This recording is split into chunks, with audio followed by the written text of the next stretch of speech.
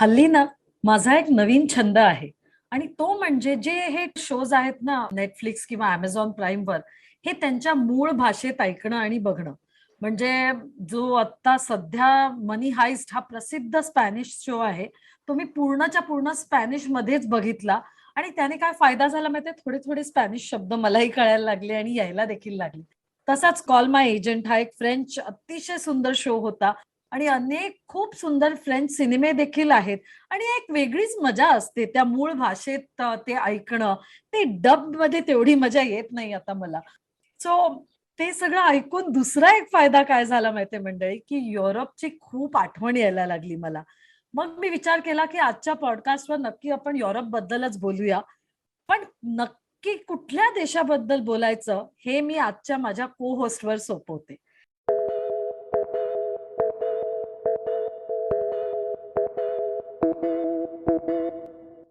So मंडळी, नेहमीप्रमाणेच मी आहे सुनीला पाटील. वीणा वर्ल्डच्या ट्रॅव्हल कट्टा या पॉडकास्टवर तुम्हा सर्वांचे स्वागत.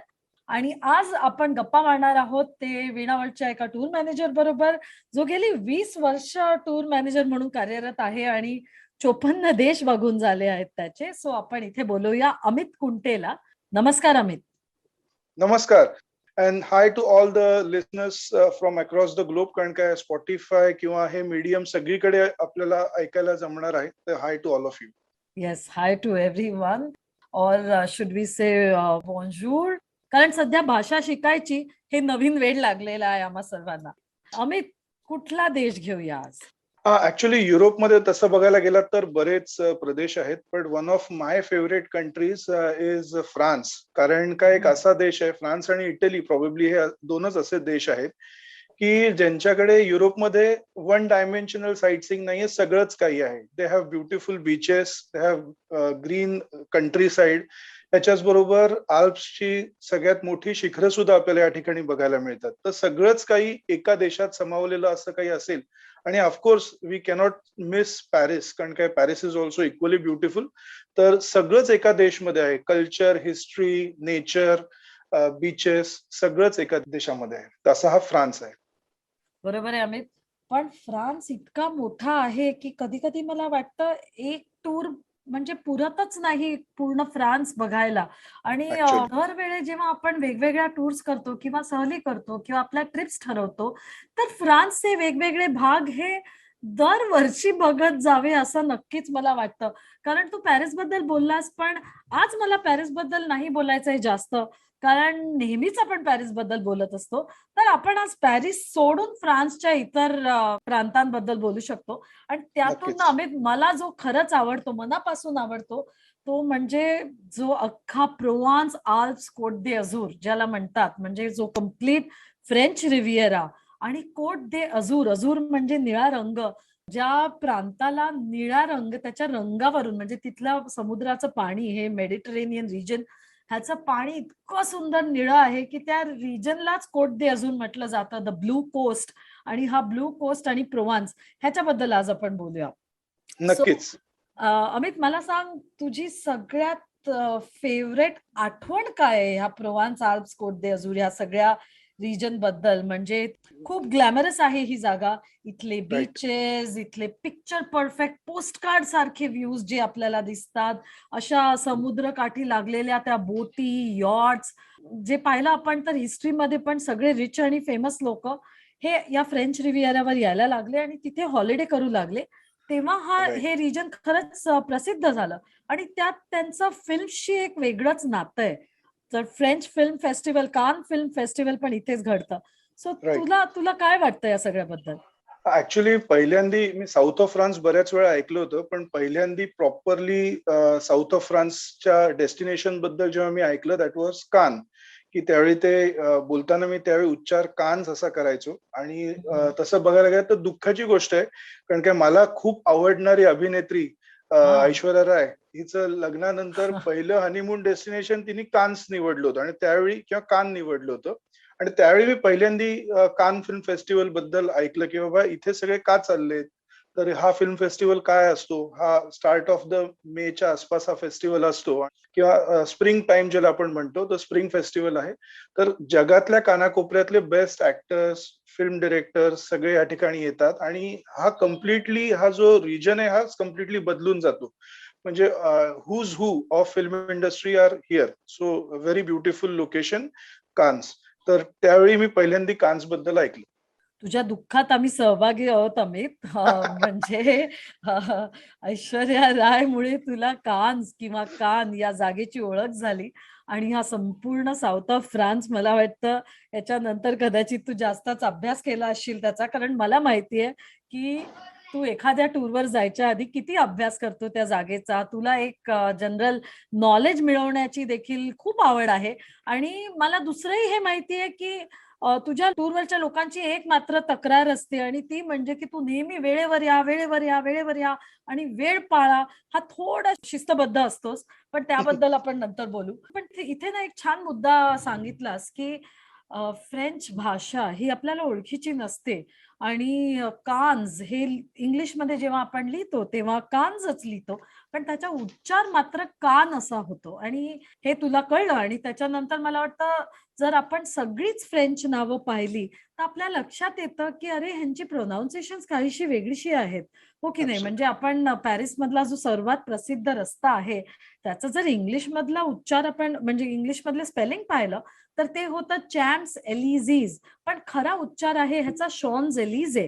आणि आपण येस. कधी कधी ही नावं फक्त ऐकलेली असतात आणि आपण शोधत राहतो की अरे हे कुठे आहे, हे काय आहे, आणि नक्की ह्याचा उच्चार हाच ह्याच्यावर आपण कधी कधी अडखळतो नाही का. So right. दुसरं एखादं तुला डेस्टिनेशन आठवत आहे का की ज्याचा उच्चार तू वेगळा करत होतास आणि ऍक्च्युली ते आहे वेगळं. आता ह्या साऊथ ऑफ फ्रान्स बद्दलच जर म्हणायचं झालं तर निस. आता स्पेलिंग जे आहे नाहीच येतं, पण उच्चार बरोबर. करताना आपण निस आहे.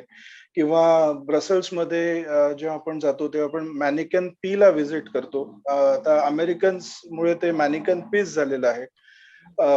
फेमस फॉर्म्युला 1 रेसिंग असं त्याला फॉर्म्युला 1 ग्रँड प्री असं म्हणतात, पण परत स्पेलिंग वेगळं येतं त्याचं.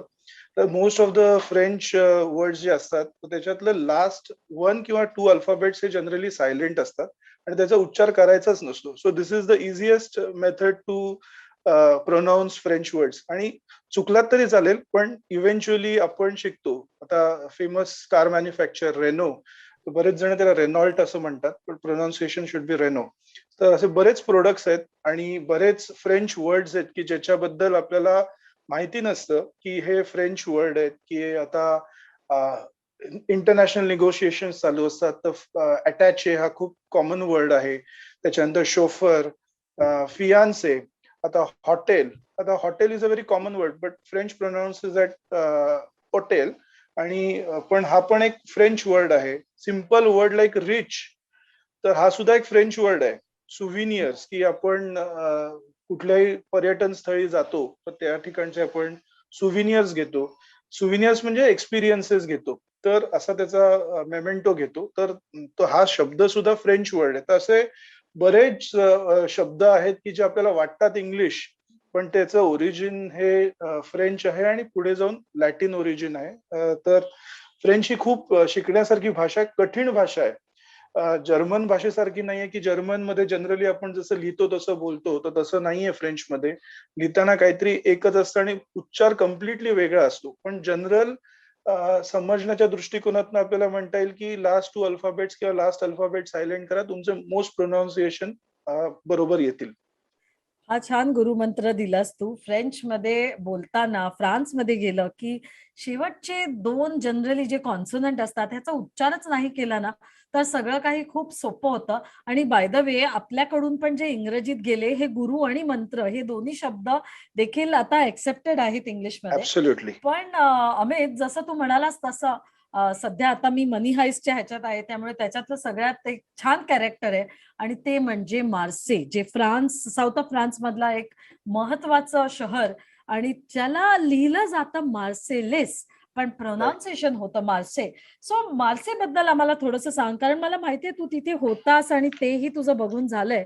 सो काय आवडलं तुला मार्से बद्दल? ऍक्च्युली इंडिपेंडंट टूर करणारी माझी पहिली tour was south of France. तर आय वॉज लिटल वरीड, कारण काय I am talking 10-12 years back, की ज्यावेळी मॅपिंग वगैरे एवढं प्रॉपर नव्हतं, गुगल मॅप्स नव्हते. तर त्यावेळी अक्षरशः मॅपबुक घेऊन आपल्याला ही टूर करायला लागायची आणि it's was really learning experience. आणि त्याच्यावरची अजून एक गोष्ट म्हणजे की स्वतः बाबासाहेब पुरंदरे माझ्याबरोबर ह्या टूरला होते. आणि एव्हरी डे म्हणजे ते मला त्यांचे एक्सपिरियन्सेस सांगायचे, फ्रान्स मधले सुद्धा आणि बाकीचे सुद्धा. आणि ह्या टूर मध्ये वैशिष्ट्य असं होतं की मार्सेला आम्ही का गेलो होतो, तर स्वातंत्र्यवीर सावरकर यांनी ज्या ठिकाणी अशी मान्यता आहे की बोटीतनं उडी पोर्टहोल मधनं जम्प केलं होतं पाण्यात, तर ती जागा हे one of the locations in मार्से आहे. आणि त्यांना श्रद्धांजली देण्यासाठी आम्ही त्या ठिकाणी गेलो होतो. आणि बिलीव्ह मी की आपण जेव्हा त्या बंदरावरती जातो आणि तो मोठा समुद्र बघतो समोर, मेडिटेरेनियन सी, आणि आम्ही एक 5 मिनिटं सगळा ग्रुप आपला उभा होता आणि त्या ठिकाणी ते नेमजसीने गाणं आम्ही सगळ्यांनी म्हटलं. सगळे वाव. बघत होते आमच्याकडे आणि अंगावर आत्ता बोलताना सुद्धा एक काटा येतोय की ते फिलिंगच वेगळं होतं. आणि कसं म्हणजे you can relive the history at that place. तर असं हे मार्से टाउन आहे, व्हेरी ब्युटिफुल टाउन. थोडस unlike most of the rest of south of France म्हणू की थोडस म्हणजे सेकंड मोस्ट पॉप्युलेटेड प्लेस आहे in in terms of city population. But still lot of history, lot of culture, आणि असं हे मार्सेचं ठिकाण आहे. Beautiful place. हो ना अमित, आता तू बोलत होता तेव्हा माझ्या देखील अंगावर काटा उभा राहिला. खरंच छान आठवण आहे तुझी. मार्सेला मला जायचा योग 2 वेळा आला आणि माझ्या आठवणी थोड्या वेगळ्या आहेत. कारण आम्ही तिथे संध्याकाळी फिरत होतो आणि म्हणजे जेवायची वेळ होती. फ्रान्समध्ये थोडं लवकरच जेवतात, त्यात साऊथ ऑफ फ्रान्सला देखील जेवण तसं संध्याकाळीच होतं. आणि असंच आम्ही त्या पोर्टवर फिरत होतो तेव्हा माझ्या लक्षात आलं की तिथे ना एक वेगळाच प्रकार मला बघायला मिळाला. आणि तो म्हणजे जे मासे विकत होते ना, तर ती मंडळी म्हणजे त्यांनी आता ते फिशरमॅन जे होते त्यांनी मासे पकडून आणले होते, एक स्टॉल लावला होता आणि चक्क तिथे त्या पाण्यात एक ऑक्सिजनची नळी सोडली होती की ते मासे फ्रेश राहावे आणि फ्रेश फिश हे तिथे खायला मिळालं. अतिशय सुंदर रेस्टॉरंट्स देखील तिथे बघायला मिळाली. म्हणजे पूर्ण स्ट्रीट साईडला सुंदर रेस्टॉरंट्स लागली होती. तिथे ते लंच म्हणा, डिनर म्हणा, असं छान घेत होते. आणि आय थिंक हा पूर्ण जो एरिया आहे म्हणजे प्रोव्हान्स म्हणा, मार्से म्हणा, the whole Cote de Azur, French Riviera एकंदरीत, इथे काय सुंदर वेदर असतं. त्याच्यामुळे तो छान ऍक्च्युअली सनलाईट होता आणि असा तो एक खरंच प्रसन्न दृश्य होतं ते. आणि मग माझ्या लक्षात आलं की लोक कोणीही घाईघाईत जेवत नव्हते. सगळे अगदी आरामात एन्जॉय करत होते. आणि मग आमच्या गाईडनी सांगितलं की या पूर्ण प्रोव्हान्स एरियामध्येच lifestyle is very laid back, म्हणजे एक आरामात आयुष्य जगायला त्यांना आवडतं. दे रिअली एन्जॉय लाईफ, म्हणजे प्रत्येक गोष्ट ही ह्याची पुरेपूर मजा ते घेतात. आणि असं मला ठिकठिकाणी दिसलं, म्हणजे रस्त्यावर चालणारे जरी भाजी घ्यायला जात असले तरी त्यांचा पोशाख, त्यांचं ड्रेसिंग, जे एक आपण फ्रेंच ड्रेसिंग म्हणतो, तसं छान तयार होऊन लोक जात होती, आनंदी दिसत होती. तुला तुला असं काही अनुभव आला का रे? हो, ऍक्च्युली तसं हे प्रोव्हान्स आणि ह्या साऊथ ऑफ फ्रान्सच्या लोकांची एक स्वतःची म्हण आहे की eat well, laugh often and love abundantly. की जसं आपलं विणावळचं सुद्धा हे आहे की ट्रॅव्हल, एक्सप्लोर, सेलिब्रेट, तसंच त्यांचं सुद्धा आहे की एन्जॉय करत खा, हसत हसत खा. कारण का त्यांचं तुम्ही जर लंच किंवा डिनर टायमिंग बघितलेत ना, तर असं फॅमिली अशी एकत्र बसते किंवा फ्रेंड्स एकत्र बसतात. मुलं आरामात तिथे कुठेतरी त्या वाळूत खेळत असतात. ते अजिबात त्यांना काही बोलत नाही, तुम्ही तुमचं खेळा. हे प्रौढ जे आहेत हे सगळे आरामात 1-1.5 तास असे गप्पा मारत जेवत असतात आणि तो एक्सपिरियन्सच वेगळा आहे. बट तशी टेस्ट हवी की इट्स सिएस्टा कल्चर, की आरामातच सगळ्या गोष्टी चालणार.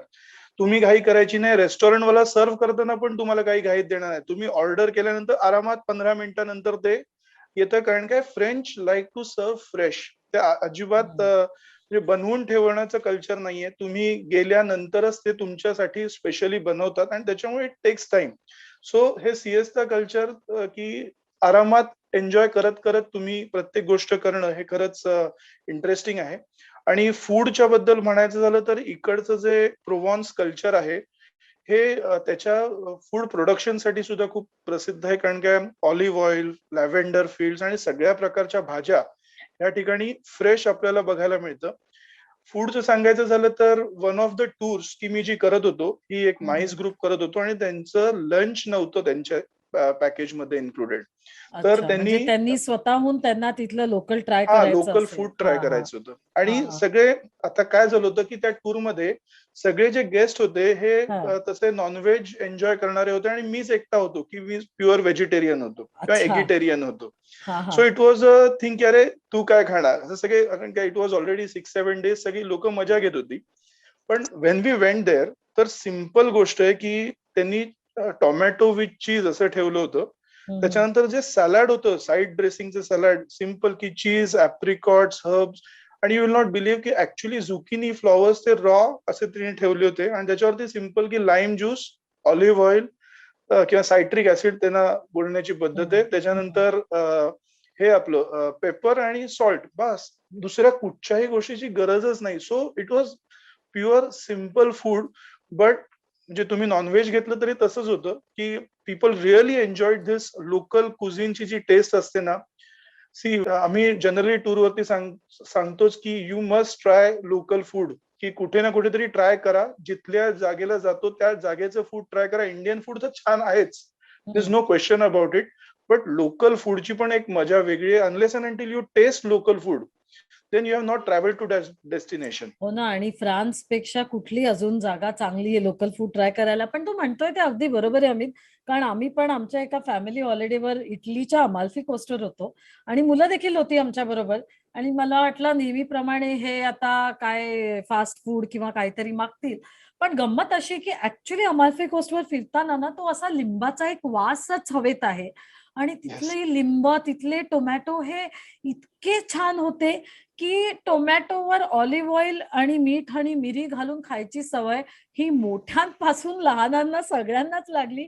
आणि जिकडे जायचो तिथे मुलं आधी टोमॅटो आणि लिंबू नक्की मागायचे. त्यामुळे खरं आहे, येस. हे प्रोड्यूस जर फ्रेश असलं, म्हणजे भाज्या जर मुळातच फ्रेश असल्या, तर नक्कीच जेवण देखील अजून चांगलं होतं. आणि तू म्हणालास तसं इथे फुलं देखील खातात, म्हणजे ते केवळ डेकोरेशनसाठी ठेवलेली नसतात. नाहीतर सवयीप्रमाणे आपण पण ती फुलं काढून बाजूला ठेवतो आणि डिश खातो. पण ती ऍक्च्युली तू म्हणाला ती zucchini flower is a delicacy आणि ते छान एन्जॉय करता येतं. पण मला सांग, तुझं फेवरेट फ्रेंच फूड कुठलं आहे? माझं काय आहे मी तुला नंतर सांगेन, पण आधी मला सांग तुझं फेवरेट फ्रेंच फूड काय आहे? ऍक्च्युली मला फ्रेंच चीज खायला खूप आवडतं. की हा. फ्रेंच हॅव ॲटलिस्ट 40 डिफरंट, म्हणजे मी जे बघितलेले आहेत की 40 हम्म. डिफरंट टाइप्स ऑफ चीज, की आणि प्रत्येका चीजची स्पेशालिटी वेगळी असते. फ्रेंच चीज वेगळं असतं, डच चीज वेगळं असतं, Italian cheese is completely different, आणि स्विस चीज अजून थोडंसं वेगळं असतं. चीज आणि तुम्ही सांगितलं चीज अलॉंग विथ टोमॅटो आणि hmm. Abundance of olive oil and salt and pepper, तुम्ही कशातही घालून खा. आणि बरोबर. मजेची गोष्ट म्हणजे अशी आहे की तुम्ही जेव्हा लोकल म्हणजे साऊथ ऑफ फ्रान्स मध्ये जेव्हा असता, तर या ठिकाणी हे जे फार्मर्स मार्केट आहे हे ऍक्च्युअल फार्मर्स मार्केट आहे, की जे बरेच टुरिस्टिक डेस्टिनेशनला farmers market is commercial in nature. तर इथे असं नाहीये. लोकल्स लव्ह की तुम्ही येताय आणि तिथे व्हिजिट करताय. But the only thing is की when you visit this farmers garden, तुम्हाला directly what is the cost असा प्रश्न विचारायचा नसतो. तुम्ही पहिले त्यांना ग्रीट करायचं असतं. एक हम्म. त्यांच्या इथे ते एटिकेट्स आहेत की बरोबर. हाय, हॅलो, हाऊ आर यू, हम्म. कसा आहे असतं तुमचा दिवस, आणि मग तुम्ही तो प्रश्न विचारायचा असतो की okay hmm. What is the cost of this thing. आणि good thing is there is no bargaining as such. Hmm. Whatever they say, if you don't buy they are still happy. आणि hmm. Unlike बाकीचे तुम्ही युरोपमध्ये बघाल ना, once you touch you have to buy, हे culture आहे. पण हे साऊथ ऑफ फ्रान्स किंवा हे लोक जगाच्या पाठीवर फिरून आलेली आहेत. तर त्याच्यामुळे इथे तुम्ही ते फ्रूट टच करू शकता, लाईमचा वास घेऊ शकता. रस्त्यावरती हे फ्रूट मार्केट्स असतात आणि वीकेंड्सला जनरली असतात. तर खूप सारे फॅमिलीज आपल्या छोट्या मुलांपासून सगळ्यांना घेऊन या फार्मर्स मार्केटमध्ये येतात. It's a once in a life time experience, तो तुम्ही घेतलाच पाहिजे. बरोबर आहे अमित. आणि खरंच तू म्हणाला तसं ना, व्हेजिटेरियन देखील बरंच आहे इथे खायला. सो इथे मी पाहिलंय की जे एक आपल्या डोशासारखे क्रेप्स बनतात आणि ते राईट. गोड पण असतात किंवा ते सेवरी पण असतात, म्हणजे त्यात भाज्या देखील घालता येतात. तसेच इथलं डिझर्ट म्हणजे मॅक्रून्स, जे आपण छोटे छोटे गोल चॉकलेट सारखे ते घेऊन येऊ शकतो. क्रोझॉन. फ्रेंच बेकरी, क्रोझॉ हा ब्रेड, तेच फ्रेंच बेकरी पास करताना जो काय सुंदर बेकिंगचा वास येतो ना, त्यांनी आपण तिथला ब्रेड घेऊच शकतो. म्हणजे क्रोझॉ, बगेट्स, हे जे लांब लांब ब्रेड असतात, हे सगळं. आणि आपल्याला टिपिकल दिसतं ते साऊथ ऑफ फ्रान्सला पण, की लोक ते सकाळी वगैरे तो ब्रेड घेऊन घरी जात आहेत जेवायला. बोलतानाच भूक लागली आहे. खरंच. सो माझा फेवरेट आयटम आहे की तो ब्रेड फ्रेशली बेक घेणं आणि तू म्हणालास तसा तो ऑलिव्ह ऑइल मध्ये डिप करून घालणं. दुसरी एक मला इथे गोष्ट आणि जाणवली की फ्रान्समध्ये ना बरेच वेळा ब्रेड, किंवा युरोपमध्ये जनरली आपल्याला वाटतं रे असं कसं, पण तिथे एवढी स्वच्छता असते आणि एवढं आहे की ब्रेड हा नेहमी ताटाच्या बाहेर टेबलवर ठेवला जातो. So Right. त्यात काही चूक नसते, ती पद्धतच तशी आहे. आणि जनरली जेवण यायच्या आधी एक ब्रेडचा पीस आपल्याला ते सर्व केला जातो आणि मग तो आणि ऑलिव्ह ऑइल वगैरे घेऊन आपण गप्पा मारायला सुरू करू शकतो. We can really break bread together. So आता मला सांग, तू टूर करताना अनेक वेळा कधी कधी म्हणजे असे मध्ये मध्ये कुठे गॅस स्टेशनला थांबावं लागतं, इतर ठिकाणी थांबावं लागतं, तर फ्रान्स आणि इतर देशांमध्ये काय तुला फरक जाणवलाय का? सी द बिगेस्ट डिफरन्स की फ्रान्स आणि बाकीच्या वेस्टर्न युरोपियन कल्चरमध्ये आहे की फ्रेंच लोकांना ना आउटिंग आणि बाहेर फॅमिली बरोबर बसायला वगैरे खूप आवडतं. तर तुम्ही ज्या ज्यावेळी ऑटो म्हणजे ऑटो रूट्स म्हणतो आपण त्यांना, की हायवे जे असतात, तर त्याच्या बाजूला प्रत्येक गॅस स्टेशनच्या इथे पिकनिक स्पॉट असतो. हम्म. आणि ह्या पिकनिक स्पॉटमध्ये डेझिग्नेटेड बेंचेस असतात की तुम्ही तुमच्या फॅमिलीला घेऊन या. रेस्टॉरंट असतंच की हा. जिथे तुम्ही वॉशरूम आणि बाकीच्या गोष्टी युज करू शकता, पण प्रत्येका गॅस स्टेशनला छोटासा एरिया असतो जिथे सीसॉ असतो, स्लाइड असतो, की मुलं सुद्धा खूप एन्जॉय करतात. आणि असा ग्रीन प्रदेश आहे की त्यांना ओपन स्काईज आणि हे सगळं एन्जॉय करायला मिळतं. ऍक्च्युली आम्ही जेव्हा ह्या टूर्स करतो तेव्हा हे एखादा प्रयत्न करतो की एखादं सँडविच लंच किंवा असं काहीतरी हा गार्डन लंचचा एक्सपिरियन्स आम्ही पॅकेजमध्ये देऊ शकू, असा एक अरे वा. प्रयत्न असतो आपला. आणि हम्म. लोकांना तो खूप आवडतो की अरे, हे आम्ही लहानपणी जेव्हा गावाला जायचो तेव्हा संध्याकाळचं आम्ही ओपन स्काय मध्ये आम्ही बसायचो किंवा लंच आम्ही आंब्याच्या झाडाखाली बसून करायचो. पण आता तो एक्सपिरियन्स राहिला नाही, कारण की आम्ही शहरात राहायला आलो. आणि इतक्या वर्षानंतर तो आम्हाला या युरोपियन देशात आम्हाला बघायला मिळाला, आणि ते पण प्रगत राष्ट्र, फ्रान्स सारखं प्रगत राष्ट्र. पण त्यांनी तो त्यांचा बेसिक एक्सपिरियन्स त्यांनी सोडलेला नाही आणि लोक खूप एन्जॉय करतात. आणि काय गप्पा गोष्टी, एन्जॉय, ओपन एअर, रेस्टॉरंटची एक गजबज नाही तर. आणि तुम्हाला त्या टेबल्स वरती बसायचं नसेल तर खाली गवत असतं आणि जे वेल ट्रिम्ड गवत असतं त्याच्यावरती तुम्ही बसू शकता. फक्त त्यांची एकच रिक्वेस्ट असते की बाबा तुम्ही जे काय खाल्लेलं असेल, आणि आपली लोक आता खूप रिलिजियसली फॉलो करतात की जे काय राहिलं असेल ते तुम्ही तो प्रॉपर डेझिग्नेटेड डस्टबिन एरिया आहे तिथे टाका. आणि आम्ही बघितलंय की बरेच वेळा फ्रेंच लोक सुद्धा इंडियन कुझिन ट्राय करायला येतात. आपले बरेच सारे लोक थेपले घेऊन येतात किंवा हम्म. चटणी घेऊन येतात, तर त्यांना सुद्धा आपलं टेस्ट करा. So it is a mingling spot as well, की तुम्ही एक दुसऱ्याशी गप्पा मारू शकता, बोलू शकता. असं ते खूप छान डेस्टिनेशन आहे. खरंय तुझं म्हणणं. आणि तू आता हे सगळं बोलत होता ना, तेव्हा माझ्या डोळ्यासमोर एक चित्र उभं राहिलं आणि मला एका पिक्चरची आठवण आली. एक मूवी होता गुड इयर म्हणून, आणि त्यातला जो नायक असतो तो लंडनमध्ये राहत असतो आणि एकदम म्हणजे अतिशय कामात बिझी असतो, त्याला जराही वेळ नसतो. आणि मग त्याला एक घर मिळतं फ्रान्समध्ये, साऊथ ऑफ फ्रान्स, प्रोव्हान्समध्ये. आणि तो तिथे येऊन राहतो आणि फोर्सफुली त्याला तिथल्या लाईफला अडॅप्ट व्हावं लागतं, थोडं स्लो डाऊन करावं लागतं.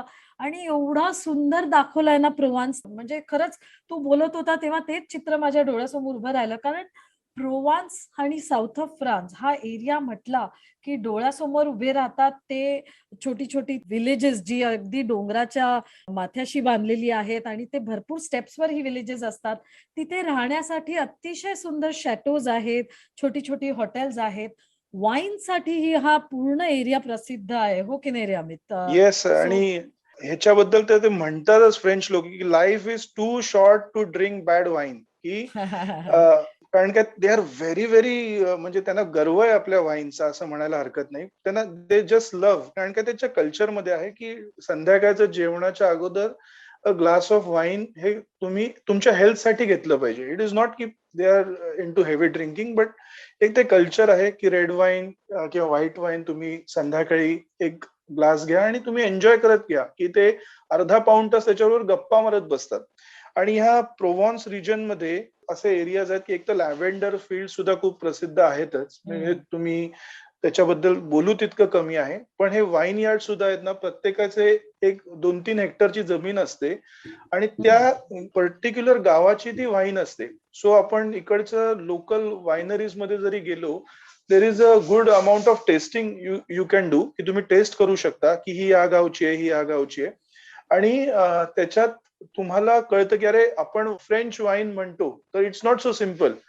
आल्प्सच्या जवळ आलेली आहे का, किंवा सेंट्रल लिओन रिजनची आहे का, किंवा खाली डाऊन साऊथ की जे मेडिटेरियन कोस्टच्या इकडे आहे, तर ती कुठची आहे. So every wine bottle mentions की from which village that particular wine bottle comes from. आणि एक ते मेमेंटो की तुम्ही घरी आणलंच पाहिजे की when you come from France, आणि जर तुमची फ्रान्सला जर टूर एंड होत असेल तर आय ऑलवेज सजेस्ट की बाबा तुम्ही एक घरी नेण्यासाठी तरी तुम्ही ते मेमेंटो घेऊन जा. की don't look at the cost factor because it's not very expensive, but it's की खुश होतील ज्यांना कोणा तुम्ही कधी घेऊन कधी जाताय. पाण्यापेक्षाही वाईन स्वस्त असेल तिथे अमित, कारण इतक्या ह्यानी तिथे ते बनतं. आणि एक वेगळी मजा असते ती. I think it is about celebrating life, it is not about anything else. पण हा त्यांच्या आयुष्याचा एक भाग आहे. आणि तू म्हणालास ते बरोबर आहे, लॅव्हेंडर फील्ड देखील एवढे सुंदर दिसतात. जनरली जून जुलै ऑगस्टच्या वेळेला लुबरॉन या प्रोव्हान्सच्या एरियामध्ये हे लॅव्हेंडर फील्ड्स पाहायला मिळतात. आणि म्हणजे वर्षभर तिथे कुठली ना कुठली तरी फुलं दिसतच असतात. कदाचित म्हणूनच प्रोव्हान्स हे परफ्यूम कॅपिटल देखील आहे जगाचं. आणि ही राईट. सगळी फुलं घेऊन त्यातला परफ्यूम काढून तिथे परफ्यूम बनवल्या जातं. सो मला वाटतं टूर मध्ये तू परफ्यूम फॅक्टरीला देखील भेट दिलीस ना, म्हणजे तो हो, ऍक्च्युअली परफ्यूम कसा बनतो हेही पाहिलंय.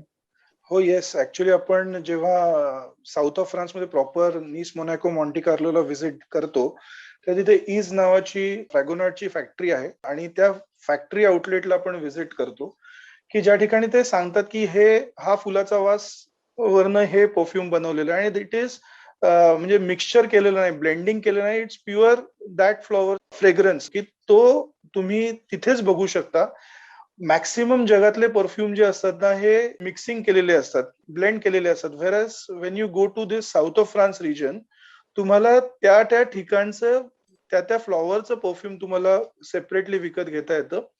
आणि बरेच लोक घेतात की दे आर व्हेरी हॅपी, कारण काय तो जो सुवास आहे तिथे म्हणजे तुम्ही साबण घेऊ शकता, त्यांचे क्रीम्स असतात तर ती तुम्ही घेऊ शकता.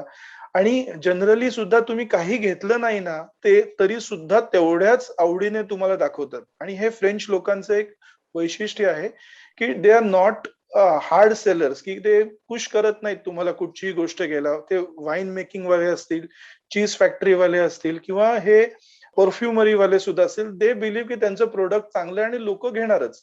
तर हा कॉन्फिडन्स त्यांना नक्कीच आहे. आणि इट्स ट्रू की फ्रेंच क्वालिटी सुपर, की जे काय ते बनवतात ते बेस्टच बनवतात. हो. आणि मी त्याच्यावरूनच मला आठवलं की विणावट कडून हनीमूनवर साऊथ ऑफ फ्रान्सला का आपलं एक कपल गेलं होतं. आणि त्यांना आपण चक्क एक्सपिरियन्स दिला होता, ज्यात त्यांनी स्वतःच्या आवडीचा परफ्यूम बनवून आणला. म्हणजे तिथे क्लास असतो, वाव. तर ते शिकवतात की हे म्हणजे कुठले नोट्स असावे. जर मेन्स परफ्यूम बनवतोय तर जनरली नोट्स काय घेतात, वुमेन्स परफ्यूम बनवतोय तर काय वापरतात, कसं फ्लोरल हे मिक्स करावं.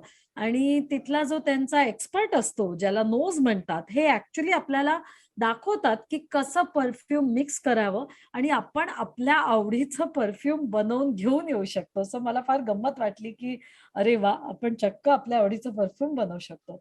पण तू जे बोललास ना, खरंय ते सगळं साऊथ ऑफ फ्रान्स मध्ये फुलं म्हणा, वाईन म्हणा, ती लॅव्हेंडर फील्ड्स, ती छोटी छोटी हिलटॉप विलेजेस, हे सगळं पाहून तिथलं सौंदर्य काही वेगळंच आहे. आणि म्हणूनच कदाचित हे जे सगळे फेमस आर्टिस्ट होते, म्हणजे फ्रेंच देखील आणि डच आर्टिस्ट म्हण, स्पॅनिश म्हण, हे सगळेच येऊन प्रोव्हान्स आणि साऊथ ऑफ फ्रान्स मध्ये राहिले.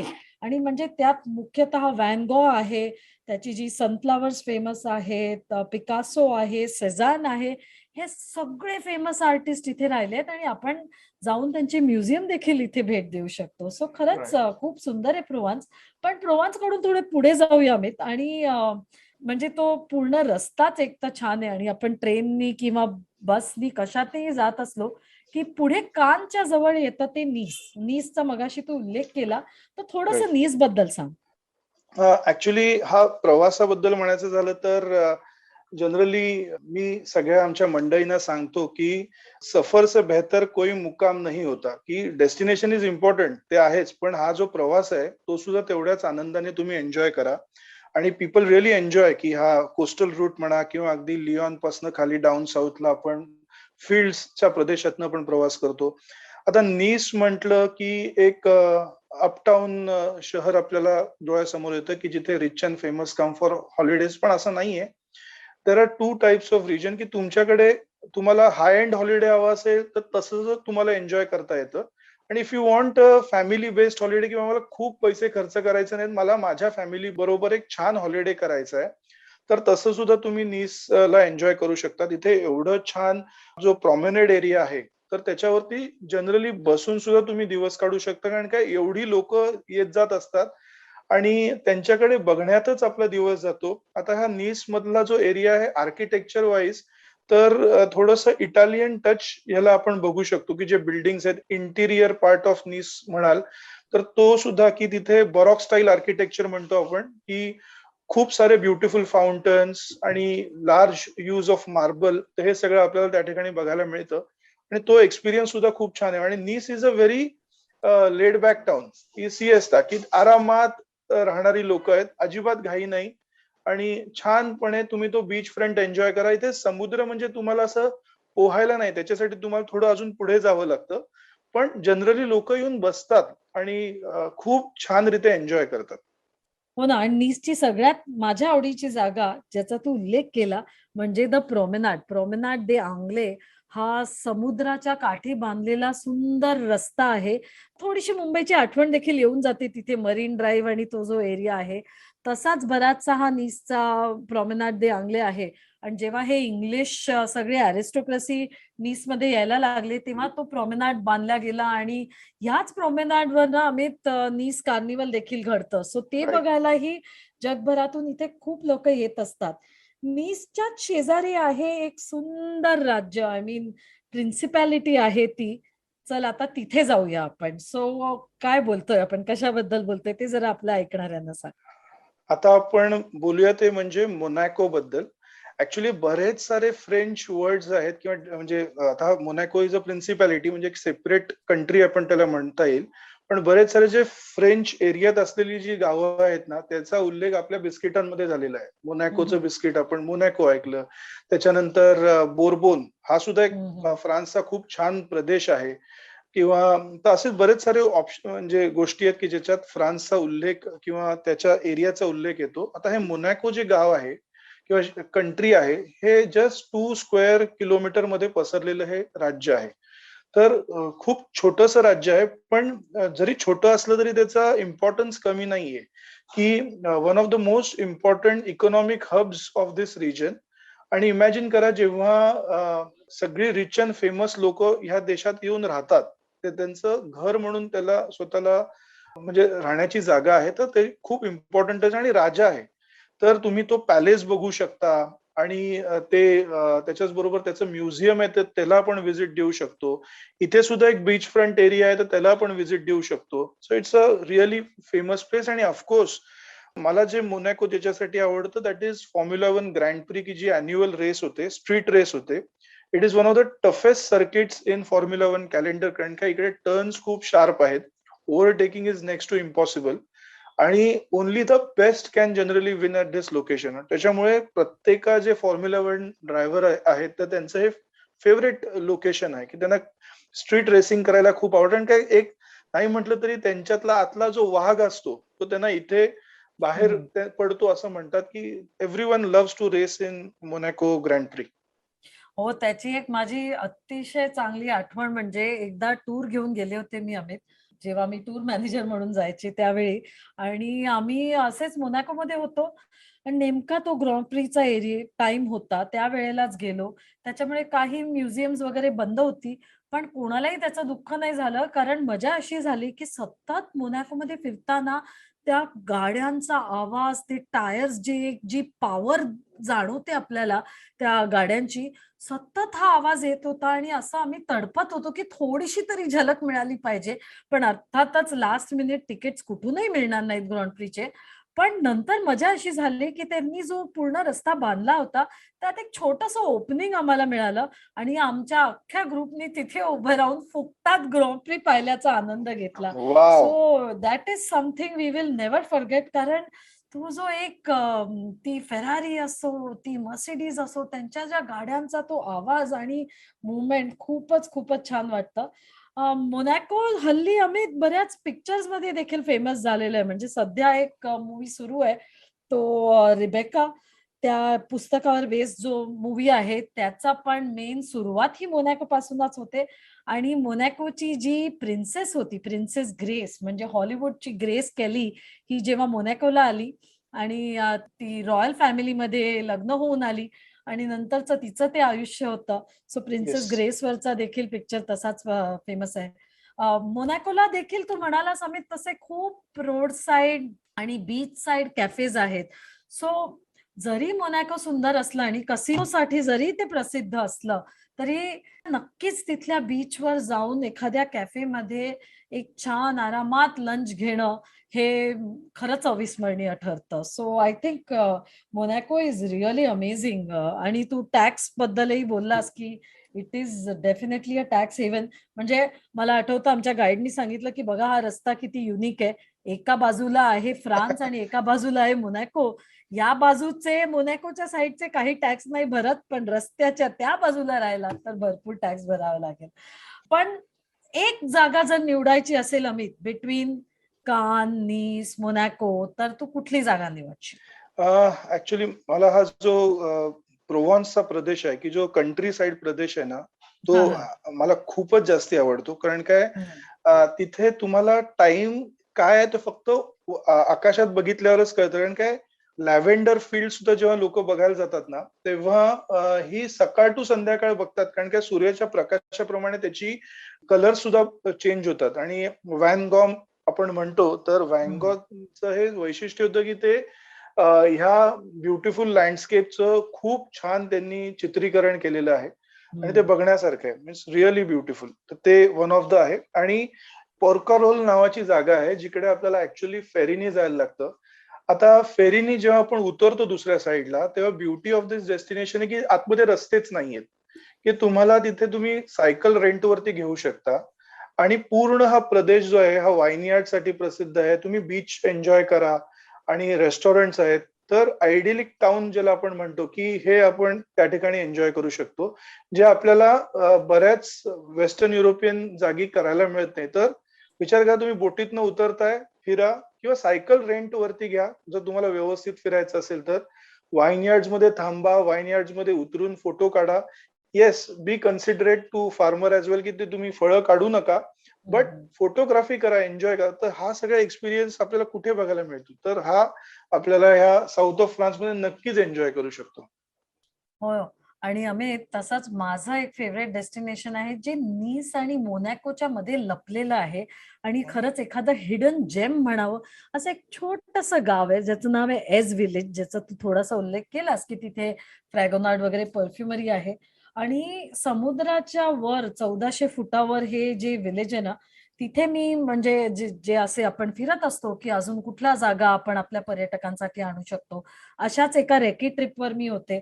आणि फिरता फिरता आम्ही एस विलेजला पोहोचलो. एस विलेजला पोहोचल्यावर डोंगराच्या वर हे एक मिडिव्हल टाउन आहे. म्हणजे असं वाटतं का आपण काहीतरी मिडल एजेस मध्येच अजून फिरतोय. आणि त्या राईट. छोट्या छोट्या कॉबलस्टोन पाथवेज वर तिथे हे आर्टिस्ट बसून आज देखील म्हणजे जसं काही आपण काय बॅक इन टाइम गेल्यासारखं मला वाटायला लागलं. आणि ते आर्टिस्ट बसून पेंटिंग करतायत, कोणी काय करतंय. आणि वरती एक कॅक्टस गार्डन होतं. 2 लक्झरी छान हॉटेल्स आहेत, ज्याला शॅटोज म्हणतो, की छोटी पॅलेसेस सारखी आहेत. शॅटो दे ला एझा आणि शॅटो दे ला शेव्हरेडॉर. आणि मला आठवतं आम्ही तिथे ह्या रूम्स वगैरे इन्स्पेक्शन करताना आम्हाला दिसलं, की त्या रूमची बाल्कनी ना अशी डोंगराच्या बाहेर, म्हणजे डोंगराच्या वर होती ही 2 हॉटेल्स. आणि राईट. ती बाल्कनी अशी जशी काय डोंगरातून बाहेर आलेली आहे आणि तिथे बसलो की सरळ समोर तो नुसता निळा समुद्र दिसतो. सो खरंच या जागेला कोट दे अझूर का म्हणतात हे हे आपल्याला पटतं तेव्हा ते बघताना. सो आय थिंक जगातली एक सगळ्यात सुंदर जागा ही नक्कीच कोट दे अझूर असेल. आणि ह्या राईट. एंटायर कोस्टवर आय थिंक जसं तुम्ही ट्रेननी फिरा, बसनी फिरा किंवा कारनी फिरा, पण रोड ट्रिप साठी ही उत्तम जागा आहे. म्हणजे वन ऑफ द बेस्ट. आता हा ईजचं तुम्ही बोलत होतात. One of the beautiful locations हे आपण जे साऊथ ऑफ फ्रान्समध्ये कोट दे अझूर बद्दल आपण बोलतोय, तर ह्या ईज जे ठिकाण आहे, तर आपण जेव्हा फ्रॅगोनार्डला आपण व्हिजिट करतो ना, तर आम्ही जनरली लोकांना असं सुद्धा सांगतो की इथे डाऊनवर्ड पाथवे आहे. की तुम्ही बस इथेच राहून द्या. तुम्ही 1-2 किलोमीटरच्या या पाथवेवरनं तुम्हाला खाली उतरत जायचं असेल आणि त्या समुद्राचे ब्युटिफुल व्ह्यूज आपल्याला त्या रस्त्यावरती बघायला मिळतात. तर तो सुद्धा म्हणजे डाऊन हिलच आहे. तर पीपल रिअली एन्जॉय. लोकल जे साईट सीइंगला येतात ते पूर्ण चढतच वरती येतात. आपण तसं नाही करत. मंडळींना आराम आपल्याला द्यायचा असतो. तर सांगतो आरामात डाऊन हिल चालत जा. खालती आल्यानंतर एक जे डेस्टिनेशन असेल जोपर्यंत बस दिसत नाही तोपर्यंत चालत राहा. अशा पद्धतीत आपण सांगतो आणि तो सुद्धा एक्सपिरियन्स लोक खूप एन्जॉय करतात. कारण काय मेडिटेरेनियन कोस्टलाईन जिथे बघाल तिथे प्युअर ब्लू वॉटर्स. वरती आकाशात जनरली ढग सुद्धा कमी असतात. म्हणजे देवाने कृपाच केली असं म्हणायला हरकत नाही. तर त्याच्यामुळे तो पूर्ण अझूर लुक जो आहे की क्लिअर ब्लू स्काईज आणि क्लिअर ब्लू वॉटर आणि मध्येच एखादी अशी शिप चाललेली आहे. तर ते सांगतानाच मला आता स्वतः एक व्हिज्युअलायझेशन येते की कसं ते ब्युटिफुल जागा आहे. It's really once in a life time experience की जावंच या साऊथ ऑफ फ्रान्सला. It's really beautiful. अमित, असं वाटलं की आपण साऊथ ऑफ फ्रान्सला आता मी गाडी चालवते तिथे असा मला भास आता व्हायला लागला. आपण कितीही बोललो या सुंदर जागेबद्दल, इथली कोस्ट लाईन, इथली छोटी गावं, इथलं country side, lavender field, wine तरी हे कमीच पडेल. तर आपण आता इथेच थांबूया. पण तुला एक शेवटचं काय सांगावं असं वाटेल आपल्या पर्यटकांना? See, when you are in Europe or any destination, तर according to me time is paramount की टाइमला खूप आपण महत्व दिलं पाहिजे. आणि मी तुमच्याबरोबर एक एक्सपिरियन्स शेअर करू इच्छितो की जो ह्या साऊथ ऑफ फ्रान्सशी रिलेटेड आहे. आमची टूर होती, एक माईस ग्रुप होता, कंपनीच्या रिलेटेड ग्रुप होता आणि आम्ही स्वित्झर्लंड वरनं चालू केलं होतं. स्वित्झर्लंड वरनं लेक लुगानो, त्याच्यानंतर खालती उतरत उतरत आम्ही इटलीमध्ये एंटर केलं. इटलीमधनं कोस्टल रूट घेत आम्ही या नीस, मोनॅको, मॉन्टी कार्लो केलं. त्याच्यानंतर लिओनला वरती आलो आणि लिओन वरनं पॅरिसला आलो आणि पॅरिसला आल्यानंतर पॅरिसचं सगळं साईट सीइंग केलं आणि पॅरिस वरनं we were supposed to take flight back. आता आमची फ्लाईट होती सकाळी 10:15 वाजताची आणि आम्ही पॅरिसला तसे 2 एअरपोर्ट आहेत. एक शॉल दिगॉल की जो इम्पॉर्टंट एअरपोर्ट आहे, इंटरनॅशनल एअरपोर्ट आहे आणि एक थोड्याच अंतरावरती लोकल एअरपोर्ट आहे की ऑर्ली नावाचा एअरपोर्ट आहे. तर आम्ही ऑर्ली एअरपोर्टच्या जवळ आमचं हॉटेल होतं. तर आम्हाला सकाळी बॉक्स ब्रेकफास्ट घेऊन सकाळी 6 वाजता निघायचं होतं फॉर एअरपोर्ट आणि असं होतं की शेवटचा दिवस होता.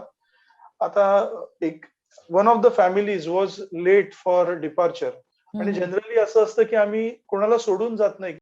सगळ्यांना घेऊनच जातो हे आपल्या टूर मॅनेजरचं वैशिष्ट्य आहे. तर आम्ही थांबलो होतो त्यांच्यासाठी. म्हटलं की 10 मिनिटात येतील, 15 मिनिटात येतील आणि त्यांना अर्धा पाऊण तास उशीर झाला. आणि नॉर्मली मी बोललो, सर बहुत लेट हो गया आपको. अरे होते होते हो गया, अभी निकलेंगे, चलो. आणि आम्ही निघालो आणि अनफॉर्च्युनेटली काय झालं की Paris is city of ring roads, की त्याला कुठेही तुम्हाला जायचं झालं ना तरी तुम्हाला त्या रिंग रोड पर्यंत यायला लागतं आणि मग तुम्हाला बायफर्केशन घ्यायला लागतं. आणि त्या रिंग रोड वरती आणि काय तिकडची लोक सकाळी त्यांची working hours is 8 or 9 to 5 असं त्यांचं वर्किंग आवर्स आहे. आपल्या इथे जनरली ऑफिसेस 10 वाजता चालू होतात, पण तिकडे 8 किंवा 9 वाजता चालू होतात. So we were travelling in peak office time आणि मला कळलं की अरे ऑलरेडी 8:30 पावणे 9 झालेले आहेत and there is a possibility की मी एअरपोर्टला वेळेत पोहोचणार नाही. आता आमचा जो एअरपोर्ट म्हणजे फ्लाईट कोऑर्डिनेशन जो करतो प्रमोद, त्याच्या पण मी मागे लागलो होतो की बाबा प्लीज एअरलाईनशी बोल. आणि कसं येतं ना की प्रॉब्लेम सगळे एकत्रच येतात. तर दॅट बिंग संडे ऑफिसेस एअरलाईनशी बंद होती आणि coordination was next to impossible. तो बोलला, अरे अमित मी प्रयत्न करतोय पण आज कोणी फोन उचलणं सुद्धा मुश्किल आहे.